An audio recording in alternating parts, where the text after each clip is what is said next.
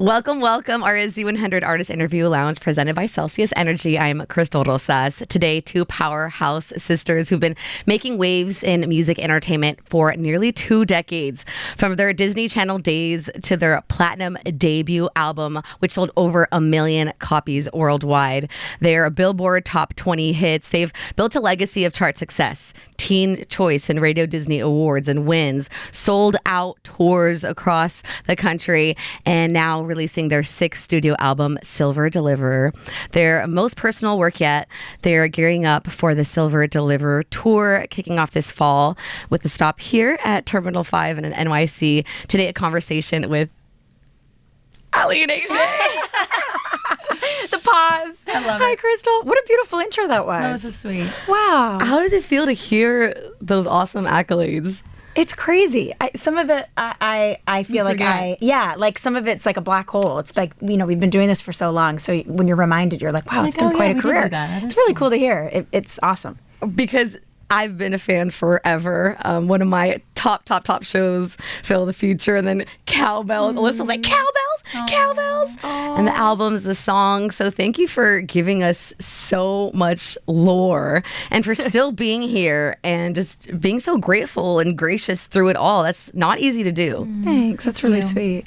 Very sweet. We have a good time making music. We do. We love what we do. To be doing. We have fun together. We can't imagine a world where we're not doing this together. So to have each other, I think, has kept us grounded. And, what we do is like, it's a blessing. Like the fact that we get to do this for a living, this is insane. Yeah. Like we couldn't be more humbled by it. It's crazy. We do see that you do have more of a passion for music, especially now. Was that always the case? Because you guys grew up playing and singing, right? Yeah, I think so. I think music has always been the foundation of like our sisterhood, our creative side, who we are just as people, like everything about what we do, whether it's writing a record, recording a record, or going live on stage. That's kind of the pinnacle of like where our art really shines. I do love acting. I think Aly and I will always have that. And obviously it's a huge part of us as creatives, but music is really the number one. It's kind of been that way forever. And I think now that we're back to music, I think we've been more creative than ever in the space, and so there's really no reason to like put that on the back burner. It's like the focus now. It's really hard to do both at a high level at the same time. So there are periods where you have to choose. One has to kind of be front and center, and the other has to kind of be in the background a little. But music is feeling like it's number one at the moment. So then, how did it go about that? Acting at that point when you started, and then you both started together, was the first breakout for you guys? I think it was just the order that the success came in. We just happened to work as professional actors before being signed and before becoming professional musicians. True, which is wild.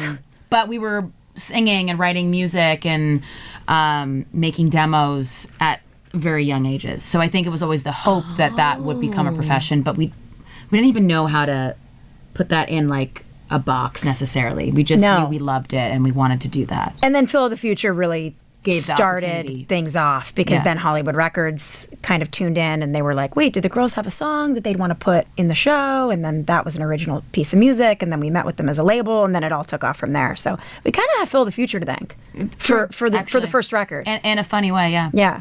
And it's funny that you bring up all the time how it was only for 2 seasons. I know, so short-lived. But it was so impactful. Like, it was so ahead of its time because we love seeing a show or how the future could look and things like that. So that perfect, Yeah. And crazy. I think also when you're young, a season probably feels a lot longer. Yeah. And you watch the episodes over and over and over again as a kid. So you're Yeah. like, why? It felt like it was But years. it is interesting that the time was actually a lot shorter than I even remember it away. Yeah. Like, that was only 2 seasons, which was only like 44 episodes or something like that. Still a lot of episodes. But yeah. Yeah. Did you have an inkling that it was going to get canceled? How was that like? I don't think anybody thought we would get canceled. I think we all were pretty like, okay, we'll see you next year. We like packed up our dressing rooms and went on hiatus. And I think the main reason why it didn't get another season was just they were starting to kind of change their shows and the programming in general to being a sitcom style with a live audience, and we were not a live audience show. And I also know we were on the expensive side because we had like VFX, with all of the gadgets.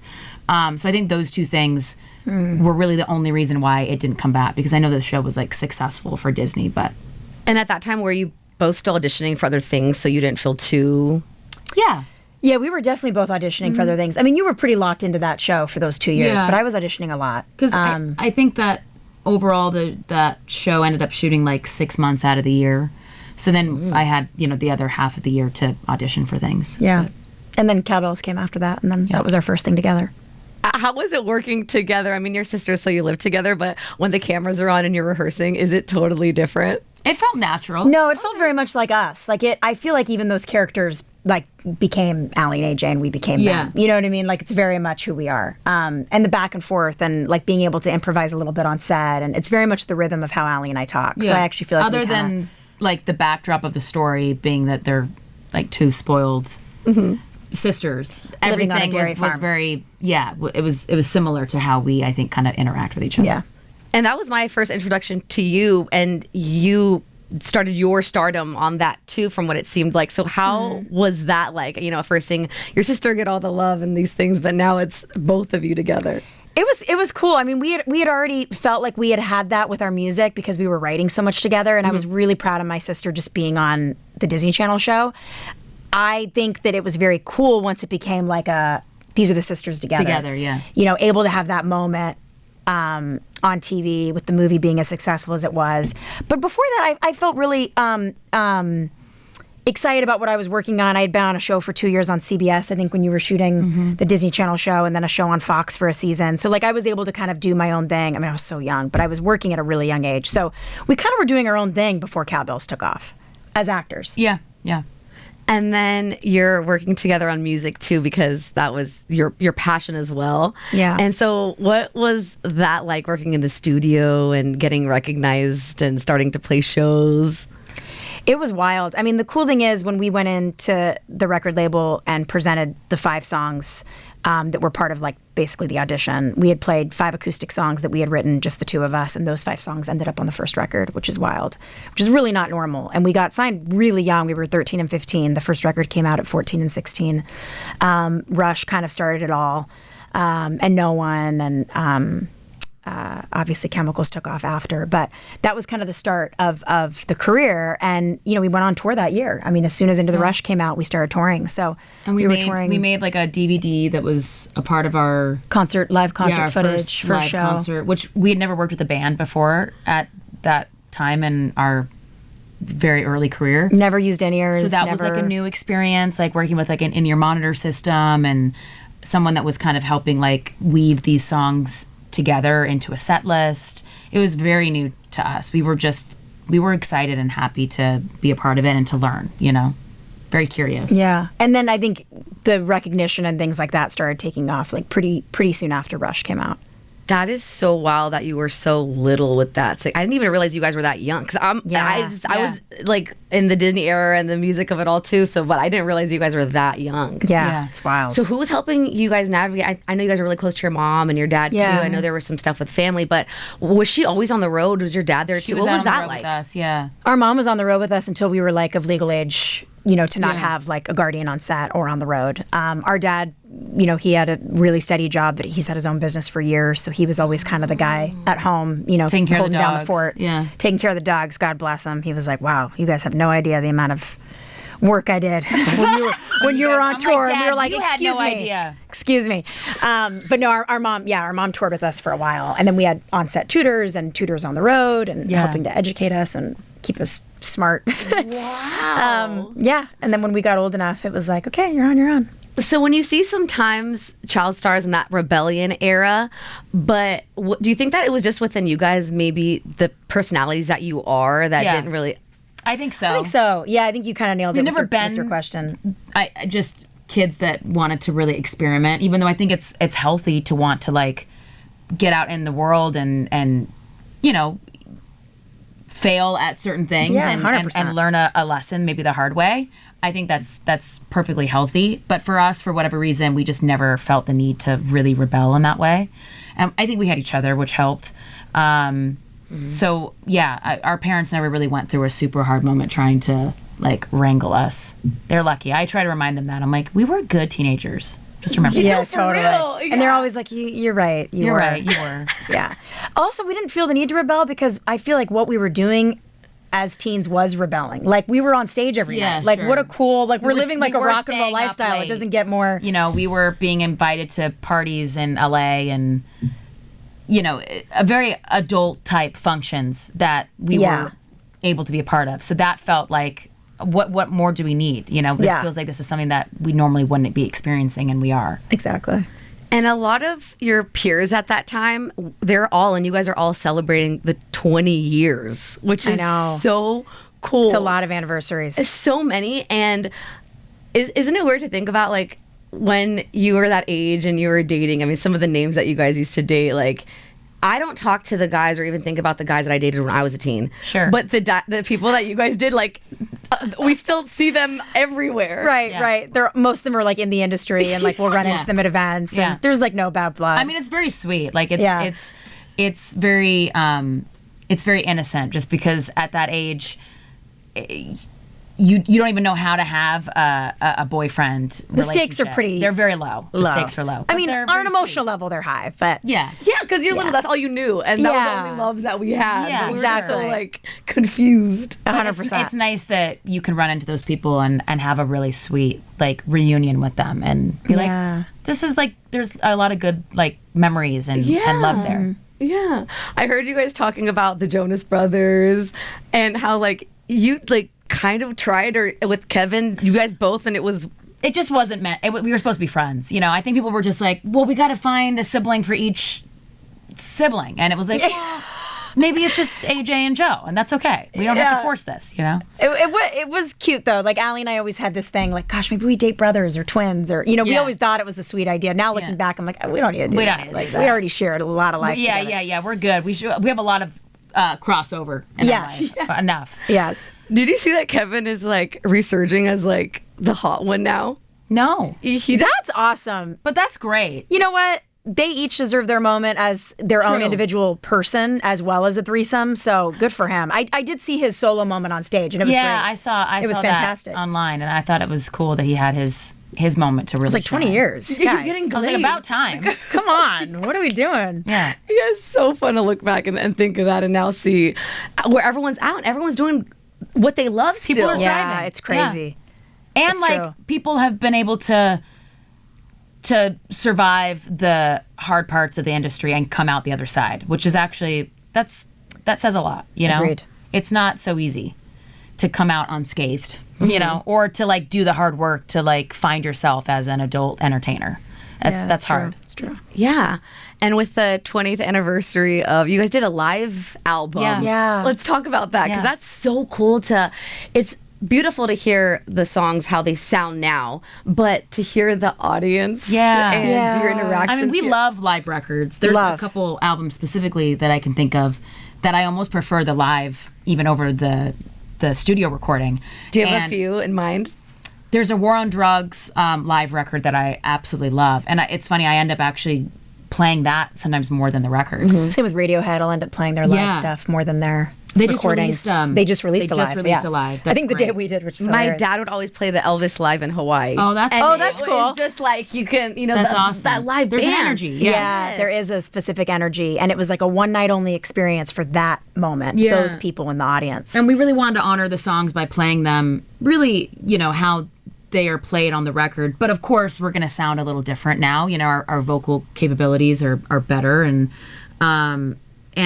it was just really special to be able to work on those songs with the band in a you know, rehearsal space and then bring it out to the people, you know, in a live setting. It felt very full circle for us. Yeah. Especially because some of those songs we never played live, or we hadn't played them in like 15 plus years. So there were certain songs where I was like, I don't think we've ever played this song live. Or if we played it live like 2 or 3 times and then never Yeah, again. it's true. So it was very bittersweet for us. And then hearing the fans still go absolutely feral at these songs maybe they haven't heard. Yeah. Yeah. And knowing like every part, like the bridge would come up and they'd start singing it immediately. And Yeah, it's it wild. was very cool. I mean, we knew this special day was coming up, the 20-year anniversary. So 2 years ago, we planned this live recording, and we were like, let's just have it ready to go. We don't know where we'll be in our career when 20 years hits. Like, we might be on tour. We might be recording the new record, whatever. And so we were like, let's have it ready. We've just been sitting, waiting. We've had it ready, yeah. Oh my gosh. And then all the love that it's been getting. I know. It's really special. Cool to see just the discourse of fans talking about how they like came to find the music, or the fact that maybe they didn't even know us from the past and they came in on when we started releasing music again, in 2017. Yeah. And that has now brought them to the old music. It's interesting to see like the journey of the fans and how they've really grown with us, and they've grown with the music, because the music's definitely changed from when we were making, this kind of more pop-centered music to now living in this kind of indie rock space. But I think the thing that always holds it together is the fact that it's the two of us, and it's our sisterhood and our harmonies, and that the music makes you feel good. It's music that hopefully people are listening to when they're going through a hard time, or if they're experiencing an amazing, joyful moment in their life, like getting married for the first time and choosing to play slow dancing at their wedding. Like that kind of stuff is really so true, really special. It'll be a really special tour this year because it's very much honoring the past and the 20-year anniversary of Into the Rush, but it's also so focused on Silver Deliver, which is great. And it's cool that we've been able to allow space for both those records to really coexist on this tour. Yeah. And Silver Deliver, congratulations. Thank you. I was jotting some words to describe what I was feeling when I heard the album. The groovy, soulful, earthy, nature appreciation, indie soft rock, still poppy, like still some pop elements though. Folky, very American. Which I love. California appreciation. I'm a Cali girl. I'm from the Bay. Oh, cool. Oh, really? So, yeah. I love it. I born and raised. Cool. Yeah, I loved hearing the love of that there. Some country groovy vibes, too. Yeah. It was an easy listen as well. It wasn't like sometimes you hear albums and they go kind of odd places, but it sounds like a collection. Thank you. Yeah, good. That's how we aim to make all our albums. That's always the intention. Yeah. And I think there's a lot of intention behind wanting to make a record that feels like it can seamlessly live in the live space, and that it feels like, okay, this album was made to be listened to, with an audience and a live band that's just like killing it behind us. And we worked with an amazing producer, Jonathan Wilson, who has worked with so many artists that we really respect and look up to, as well as his own music. And it was just like a really perfect partnership. We made this record in Topanga Canyon, which is a really special place in Los Angeles that holds a lot of music history. So it just felt like... I didn't know that. Yeah. It felt like home to us, being able to cut that record. And at the time, I was very pregnant, so I was cutting this album like fully like ready to pop, and then he came early, so Aly's water broke when we were like 3 days into production. So he actually was around for most of the vocal records, which is pretty crazy. Cute. Yeah. Wait, your water broke when? 3 days into starting the record. Like literally had to pause the album, let AJ cut the band. She took a week, came back, and then I came back, and he was just like literally a 7-day-old infant, like in the studio. I'm just holding him, breastfeeding him, recording. It was wild. It's wild. Yeah. But I think a lot of that energy is also it's funny on though the that record. It is. It's funny though that your memory of it is still that he's in you when you're recording. Right. Because I was like, you only really got 3 days of that. Really. He was ready to come out. He was I want to be involved. I guess it was really like the writing and a little bit of the like pre-production that we were in. But then like the actual making of the record, he was like, I want to be around for this. Yeah. It's pretty cool. And he's like, it's silly maybe saying this because he's so little. I'm the aunt, but he's like, every time he hears a song, it's immediate. Like immediately he's like this. Which is funny because I'm like, in utero, he might have just been hearing us writing these songs and making music. And so it's like in his little spirit. It is. It's crazy. That is so cool. I know. I cannot wait to be a mom. So it's just like so cool. I agree. That the little pumpkin was there when you were writing and the aura of it, and like Lightwood, a co-writer, like so cool. Totally. Honestly, he should be a co-writer on all these tracks. We should be. Cut him out of that. He's a major inspiration. Yeah. He's like, where's my 5%? Yeah, literally deserves. Yeah. Can we go through the track list? Is that okay? Yeah, totally. All right, cool. Silver Deliver. For me, it gave like spirituality, like the uneasy feeling of life on earth, but trusting when time brings whatever the future is, trusting that divine spirit is free to fall on. That's exactly right. 100%. You literally... You actually probably have given Were the you best in the writing session? definition. Yeah. Yeah. It's very much that. You 10%. Yeah. No, it is very much that. So silver deliverer for us is like, whatever that means for you. That could be an angel. That could be God. That could be a best friend. That could be a family member. That could be your sibling.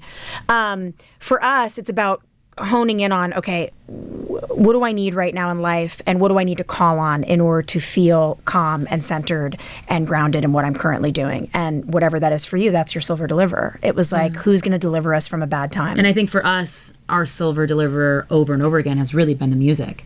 That's what's always kind of kept us grounded and connected to each other, and so very much so. Yeah, it's always delivered us through these hard moments, through these beautiful highs and lows of our career, really. What it feels like. Yeah. The journey of working on being at peace when getting older. Yes. 100%. Which I'm also like, okay, do I need this? Do I need that? Like looking at photos. But we're okay. We're good. We're good. We're healthy. We got this. We're like, we're living. We're thriving. Like every day is a gift, and it is a reminder. Like for me, I keep saying the song is like a mantra. It's something that I think fans are really connecting with, especially our fans that are entering, their 30s. But it's like, whether it's skin or body or whatever it might be, I even deal with these things. Like the song is a reminder to me. Like every night on stage, I'm like, AJ, accept who you are, like in this moment, and embrace who that is. And again, I just think it's a really important mantra. It's something to keep in mind on a daily basis. We've read some really beautiful messages from fans saying that specifically that song about that song really speaks to them, which I'm always really taken aback by, because we've never spoken about that in a song before. And we've written a lot of songs, so it was cool to see that was really resonating with people. When we're in a time and in an industry where the way we look and vanity is so heightened and it's all around us, and our friends are doing this and your homies doing that. Pressure. Yeah. How have you been able to just be so confident in your bodies? It's hard. It's not always there, that confidence. I mean, I think for Aly and I, again, we always go back to this, but it's true. Having each other has been really wonderful and like a pillar of support, whether we're like going through an up time or a down time, emotionally, and just surrounding ourselves with really good people, but also being clear about like, okay, well, where is that coming from? And like, what do I need to work on in order to kind of combat that society is putting on me, or is myself. that like a pressure I'm putting on myself that I don't need to? Yeah, exactly. Next to nothing, that feeling of being satisfied until the love comes and you realize that you do need it. Yeah, totally. Absolutely. And kind of vying for what maybe someone else has. It's like there's some lyrics in there that are like, hey, I know you're taken, but like if you're not and you're not taking this seriously, like hit me up. And it's like we both have been in that situation. Yeah, I think we have too. And it's not about stealing anyone, but putting it out there. Exactly. I'm open for whatever this could bring. Yeah, I'm open for that adventure. Exactly. And of course, it's very much like a love letter to California, but too just because of being from there. Exactly. Yeah. Aly, I think you talked about how you were kind of trapped in a relationship before your man now. And my husband. I've been there too, where it's like I'm comfortable and I kind of got swindled into this relationship, and it's like swindled is a great word. Great word. Right? Yeah. What advice do you have for other people that feel like they're just going day by day and not really fully satisfied? Find the bravery to break out. And like if you need a friend to help you get out of that situation, or a sibling to be like, you know what, I'll pack your stuff up. And we've done it. We've done it for each other when we've really needed it. Oh yeah, we've held each other's hands during on a breakup phone calls. I mean, that was when we were younger. We were doing it on the phone. Older, it's like let's do this in person. But yeah, I mean, whatever you got to do, like it's truly your life. And I feel like a lot of times we get in these situations and we're afraid to get out because of like maybe hurting someone's feelings or like rocking the boat. And it's like, well, but this is your journey, and if it's not feeling right for you, you gotta do what's best for your future self. True. And it's really hard to be that like that voice that's giving you that advice and that you're following through with.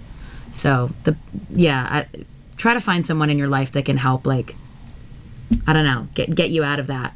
It's funny because when we're in that, sometimes we just don't listen to nobody. Like, know, even I like, know. so how do you how have you navigated that as sisters when like you see maybe your sister doing something that's not really it?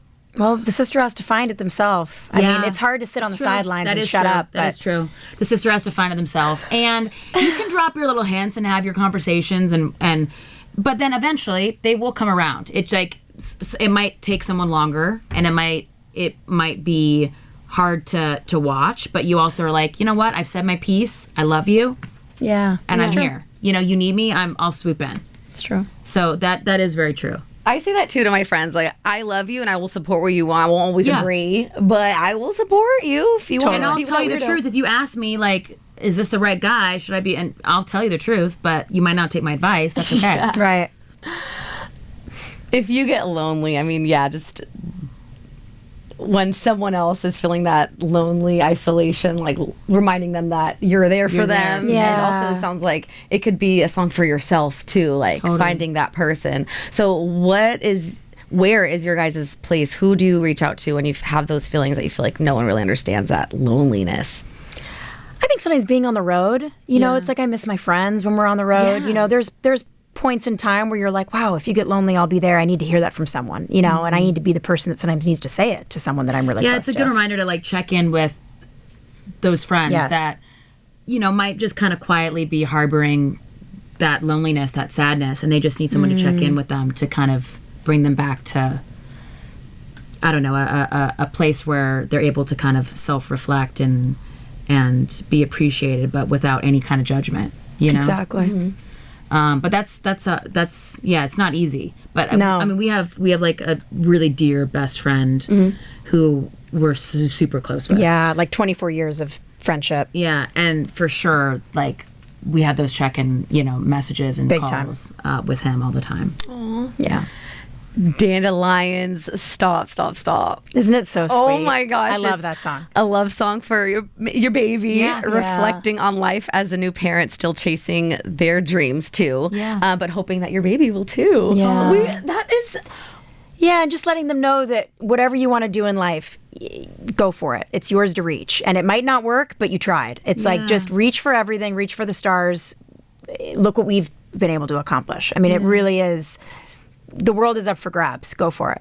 And we hadn't written a song really about like just me becoming a new mom or just reflecting on that, and it was kind of perfect because it was actually one of the last songs we wrote for the album was Dandelions, and I'm so glad that it came to be because it makes so much sense that we would have a song on there about him because he was such a huge journey, you know, he was Yeah. such a huge part of this journey in making the album. What does your mom and dad say to you? Because in a way, that's even what your parents have said to you. That's a really good point. Our parents are so in love with this record, and they're so proud of the music we've made, and they love seeing us live on stage. And you know, I think it brings them a lot of joy. It's interesting. I actually don't know if our parents have fully clocked the like, oh, dandelions, like we used to say that to you guys, and you're now saying that to your kid. And I'm like, I need to like go back to mom and Yeah, dad and that's be a good like, question. have you guys thought of this in a full circle way? Because it is what they told us when we were younger. Totally. Like whatever you guys do want to do in life or be, it's possible. Yeah. And we'll help you with those dreams. You know, we'll help support you, and we'll be there when, you know, you have a hard moment and you don't get that, you know, audition that you were hoping to book or whatever it was, you know, or, you know, you played a show and your voice was kind of tired and you get off stage and you're like, I didn't hit that note perfect. It's like, it's okay. I love you. Like we got Yeah. we'll do it again. So all those moments. So Yeah. blessed. We're so blessed for very parents much like so. that. We are. Very much so. Was there a time in your careers? I know you guys did take a break from music from a little bit, but what about when you were younger and everything was going off? Was there a time where you ever had a thought like, can I take a break here? Like, what was that like? I mean, we definitely did. I mean, with the music, you know, it was a challenge to figure out like what do we want to do in our 20s. Yes. You know, as musicians and as writers and as a live act. We took a pretty good pause from music, as you know, ended up really focusing on the acting, and then found the music again really in 2017. But Yeah, it's a struggle. There are times we were just kind of like, oh my gosh, I don't know if I can do this forever. Like it's a tough business, and there is a lot of rejection. It doesn't really matter what level you're at. It's going to exist no matter what. The traveling can get really Exhausting. Just exhausting. Not necessarily the, going and playing in cities. That's always really fun and feels like it really fills up our cup, like every time.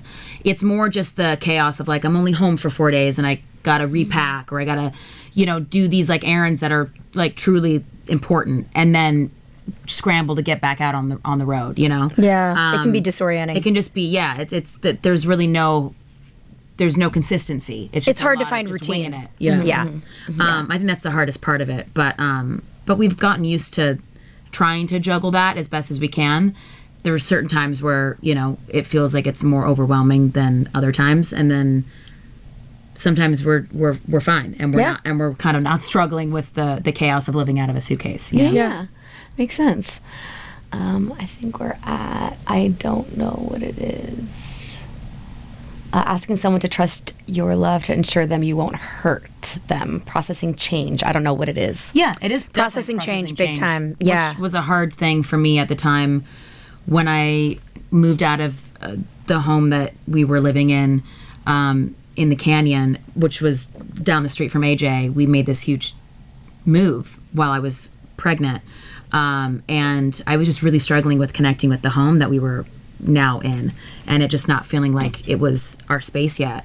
So it was really this like kind of conversation with the house, and because when you live somewhere, you put this here, and the sun perfectly shines to this that you put there, and then you've honed in on that in the area, and then you move somewhere else, and you're like, I don't like that thing there. So there's so much to like not like when you liked the nest you made. And then it 100%. Also makes you kind of reappreciate the home that you're coming from, when there was little things about it that you used to maybe complain about, and now you're like, wait, actually I kind of love that. It's weird. Yeah. But I guess it's a good lesson in just like appreciating the now, and because sometimes the change can be really hard, and trying to invite in that change can be like a real struggle. And I think it was hard for Aly to put her finger on it exactly, which is why the song is called I Don't Know What It Is, because sometimes you just don't know what it is. You're like, something's not feeling right yet, and I can't place it. That's a good way to word it. And that is really where the title comes from. But yeah, it was about change and move, because we've always lived right by each other. So this has been a pretty big move. And I was like deep. We're both still in California, but yeah, and we're not that far, but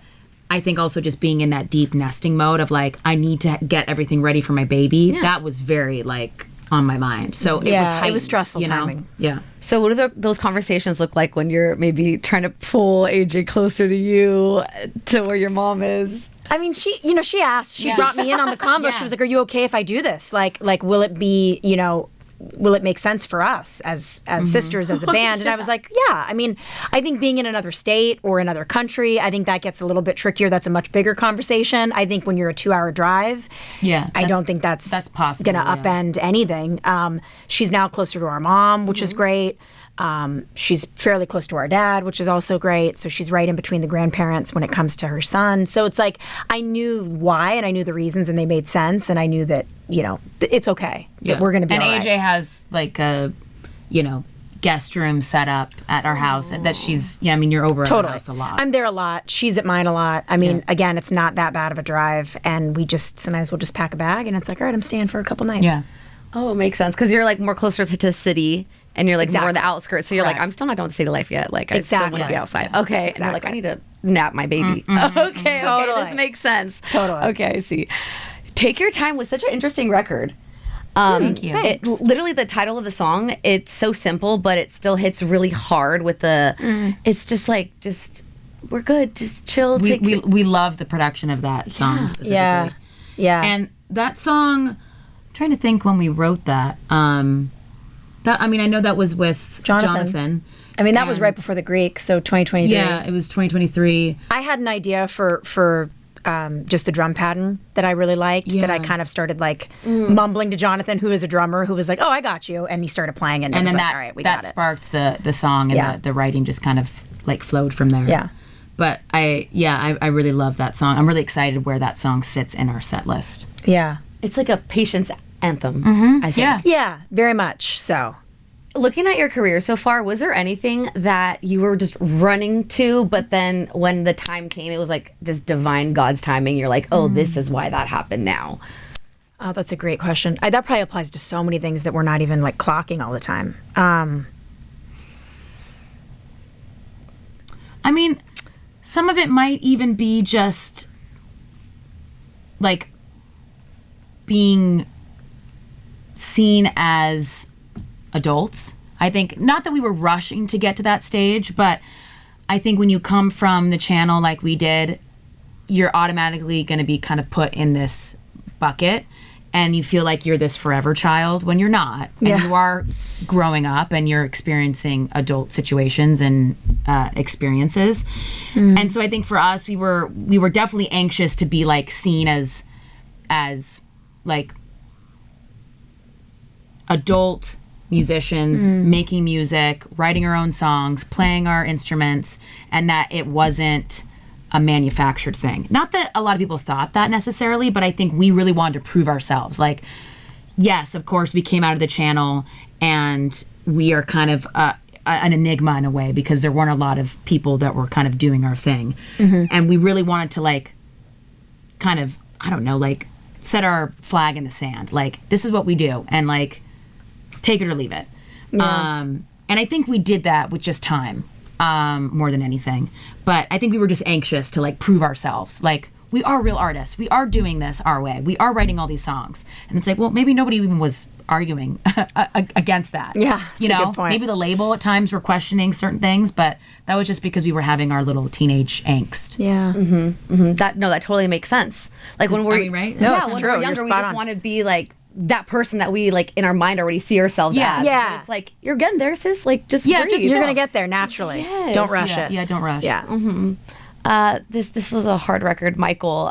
Struggling with grief. I've heard the story Yeah. about your Yeah. like your Business tour- manager. business manager. Business manager, yeah. Mentor. Over 15 years. Mentor, like, became a family member. We're very close to his daughter and his wife. We lost him when we were touring, and we couldn't make it to his funeral. And our parents went, and we were just devastated we couldn't be there. And he was just such a huge part of our band and just who we are as people. Just an incredible human being, and so loved in this industry. I mean, really loved in this industry and known. And so we wrote the song for him, and the last night we got to see him. Wow. Yeah. That's such a beautiful gift. Like, Yeah. he will be able to live on through your music Yeah. and pretty much I forever. know. Like, It felt special to share that song with his wife and his daughter. Yeah. And that they got That's really who it was written for. It and was, then we were yeah. like, okay, we're and putting that they this got to on. hear the early remnants of that demo, and then the song that it has become. And we got to write that with our band members who were there with us the night that we found out that news. So it feels very personal. Yeah. that's why we said, I mean, you've gone really personal on this work. Yeah. Sirens just is such a heartbreaking situation. I mean, even today in the I know, I headlines. saw the news. Yeah. What an interesting. I heard that you guys both grew up around gun. Is that true? So Yeah. that's such a weird. Yeah. You don't even want to go to ranges anymore. Like, it's not even a joke. Like, No, it's not. Yeah, it's not something we ever really want to be around. And you know, we grew up in a home that was like, I mean, gun safety was a huge taken thing. extremely seriously. So that was always like number one rule in our house was safe storage. But yeah, years later, experiencing this horrible event in Sacramento on the first night of the tour, and seeing the aftermath of that night. I mean, 7 people lost their lives that evening, and our band and crew, we were obviously terrified. We were caught in the crossfire. Our bus was hit. Our trailer was hit. It was a horrific experience, and something that we knew, you know, let's heal by writing about this and playing this song every night on stage. And it's really helped us. It really has helped us. And then heal. really becoming advocates around Gun control issues has felt like just a way to heal from the tragedy itself. But I think it's a really important song to be on the album, and even though it's a really hard, tough subject matter, I think a lot more people can relate to it, you know, than you even would hope. That's for sure. and just the oddity that here it's like a little like bug in the back of our mind. Like when I go to the movies or when I'm just like, 100%. you know, when our family's far away from us or our kids are at school. Yes. Thank you for speaking on that, because it's just like it really is something that needs to be spoken of, and you guys got really into it in this track, so thank you for that. But Lasso is just such a beautiful, I want to take a hold of something that you love so much, appreciating it to the full lengths, and you just want to keep it to yourself. Yeah, 100%. That's a pretty really record it after. really is a love song. It really is. And it's our way of, committing to this capture that we're like, okay, you're mine, I'm yours, let's do this. Captures may be kind of an intense word, but lasso sums it up for sure. Like I always tell that to lasso this. to my man, like I'm giving you my heart and I want yours. Like it's mine now. Yeah. It's so sweet. And then to end the record with Places to Run. This to me is a love poem, thanking your past, but you are just so ready to look onward, and you are really content and excited for the future, especially looking at the person that you love. Yeah. Totally. And really wanting them to like support you in those high moments and in those low moments. Yeah, it's so true. You know, asking for that like person to just show up when you really need them. And we do have so many places to run. We've got our fans to run to. We have each other to run to. We have our past to run to, our future to run to. Like the career is so expansive that we have there are tour many to run places. to, our personal home, which is very much a sanctuary to both of us. Yeah. We have a lot of places that are very like safe and sacred. Mm-hmm. Yeah. Yes. I mean, it's here, the album. How does it feel to be out now and It's getting so so much love? It's so special to us. We're so proud of this record. Again, it's like it's so personal, it's so specific, and it just is a very intimate look into Aly and I's life the last 2 years. Mm-hmm. Also, we have to say thank you for being here in New York City. Oh, thanks for having us. We love it here. We love New York. Even This though is our- we're West Coast girls, but we love the East Coast vibe. It is our home away from home. Like every time we're here, we feel so like fulfilled. It's like I'm just like, oh my gosh, I love this place. You have been able to attend something that has been on my world bucket list, Heidi Klum's Halloween party. It was so much fun. It was cool. We went last year when she was E.T. It was iconic. We went with our best friend. We were like these like chic, crazy, classic, Like old school clowns. 1920s clowns, yeah. The hair and We makeup did was serious fierce. glam. We And really it did. was amazing, yeah. We had a we were blast. very impressed by the whole party. It's impressive that she does that every What single was it year. like? Insane. It was It was like multiple levels. multiple levels. It was at the Hard Rock. It was, I don't even know how to explain it. It's like, I feel like her parties are like Eyes Wide Shut without the cult. You know what I mean? like it feels very, without the sex. It's like they're just like, you go in and you're like, the lighting is it's amazing. like dark, the and music's it's just amazing. like, it's got an aura. It was really special. Yeah. What's probably an getting awful passed out? reference. Like, what is it? I mean, like, it was like cocktails, and, you know, they had like someone doing like a little like, 8-ball, like, there telling your was fortune. Yeah, there was a magician. Yeah. There was a great DJ. I forget who the DJ was. It was a vibe. There wasn't like a lot There of wasn't food a ton of food, yeah. involved. It was more like come and get kind of trashed. Yeah, vibes. exactly. Yeah. That's what it felt like. Yeah. Were there some people that you looked up to in the room that you were like, oh my gosh? You couldn't tell. It who was anyone funny. was. Because a lot of people were in full on like Glam. heavy Beyond. duty glam costumes. It was very hard to tell who was who. Yeah. But yeah, it was a great night, and we just had fun being able to like do full glam for a Halloween party that we wouldn't normally attend. Yeah. We just happened to be in New York at the time, and we were like, okay, we got to go to this. Yeah, we had to. And it was her son's first Halloween. Yeah. So we dressed him. We dressed Obviously, him up he as didn't a come little to the clown. party. He didn't come to the party. He was a little took clown. pictures before. Yeah, Yeah, it was a little really clown. cute. Well, through the years in the industry, have there been some people that you looked up to that you've been able to cross paths with and have connections and conversations with? Yeah, we've had definitely some very cool like moments within the industry where we met people that were heroes of ours. 100%. I mean, Nancy Wilson is one of them. She's now kind of really like a mentor and a dear friend. But we have always been fans of Heart and the music that they made as sisters. And so it was very cool to be able to write music with her and then just be able to ask her advice and just have her in her life. So that's a cool one. Yeah, that's probably the number one. Heck yeah. And yesterday we found out the news that Trailer is engaged. Yes. Trailer. I was like, what? I saw it. Yes. My phone was going off on Twitter and It's Instagram. amazing. Yeah. We're stoked for them. Any marriage advice for the two coming up? You know what? My advice would be the smaller the wedding, the more you're going to enjoy yourself. Not that she needs any of my advice or he, but That's a great, I love that. you know, I had a small wedding, which it felt like a lot of people to even just talk to, and it was like 35 people. So I can only imagine how people navigate the like 150 plus situation. I agree. I think this is way easier said than done, and I'm not married yet, but I will say focus on each other. This is not for anyone else. As famous as they both are, and the internet's having a blast with all this, this is for them. Yeah. This is not for us. Like it feels like they're in a fish tank and we all get to like watch, but it's like, this is their moment. Yeah. Wait, with only inviting 35 people, did you get texts or calls or through the grapevine, the people that were butthurt? It helped that it was a destination wedding because a lot of so people not everyone could make it. Couldn't come or couldn't make it.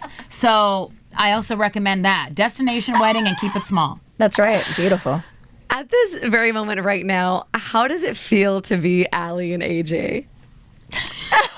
I mean, that's an amazing question. Gosh, I mean, it feels great. We're the same Aly and AJ we've always been. Always have been. And I'm so excited for this tour. I feel so blessed that we've had this many records out. I'm so proud of this music.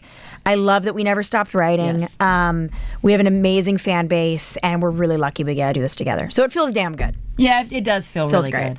And honestly, the love for this record, I mean, of course, every album that we put out, we stand by 100% because we're such a huge part of. Yeah, it wouldn't go out otherwise. Every inch of it. But I will say with Silver Deliver, there's something different about that album from the rest, from the other in the pack. Agreed. And I don't know what that is. I think a large part of it is because so many like special, unique things were happening in our life when we were writing it and when we were recording it. And I think that is imprinted. Good and bad. Yeah, on this album in a way that's very unique from the others. It feels to me, my joy towards this record and my love for it feels as pure and honest as it did when we put out Into the Rush and we had never put out music before. Yes. Like it feels like it's like, oh wow, we're having like our awakening, like as adults. There's like a rebirth almost, really, with this record. 100%. Wow. Well, we are so thankful it's here. We are so ready to see you on tour. Thank you, Crystal. Thank you. Congratulations on everything, and we can't wait to see you when you're back in Thank New you. York We'll see you at Terminal 5. Thanks, Z100. Yeah, I'm babe. excited, you guys. Hey, yo. Love, love, love.